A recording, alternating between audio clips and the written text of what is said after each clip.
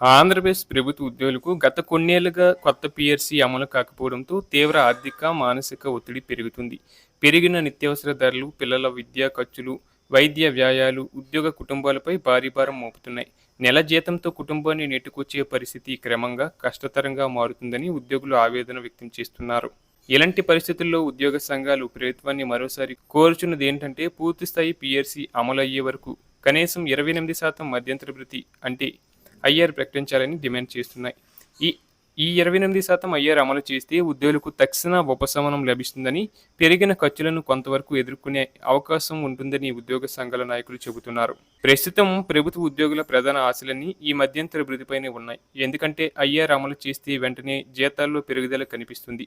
ముఖ్యంగా మధ్యతరగతి ఉద్యోగ కుటుంబాలకు ఇది కొంత ఊరటనిస్తుంది. అలాగే ఇప్పుడు 28% ఐఆర్ అమలు చేస్తే బేసిక్ పే ఆధారంగా జీతాలు ఎంత పెరిగే అవకాశం ఉందో చూద్దాం.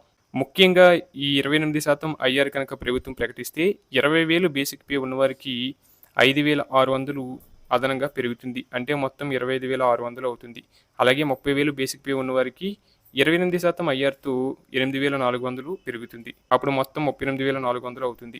అలాగే 40,000 బేసిక్ పే వారికి 11,200 పెరిగి మొత్తం 51,200 అవుతుంది. 50,000 బేసిక్ పే వారికి 14,000 పెరిగి 64,000 అవుతుంది.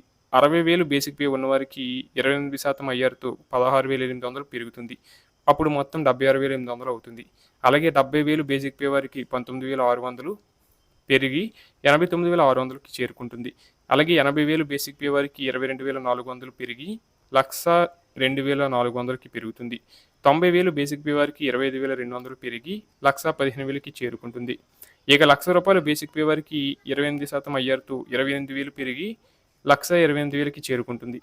ఇలా 28% ఐఆర్ అమలు చేస్తే ఉద్యోగుల చేతికి వచ్చే జీతంలో గణనీయమైన పెరుగుదల కనిపించే అవకాశం ఉంది.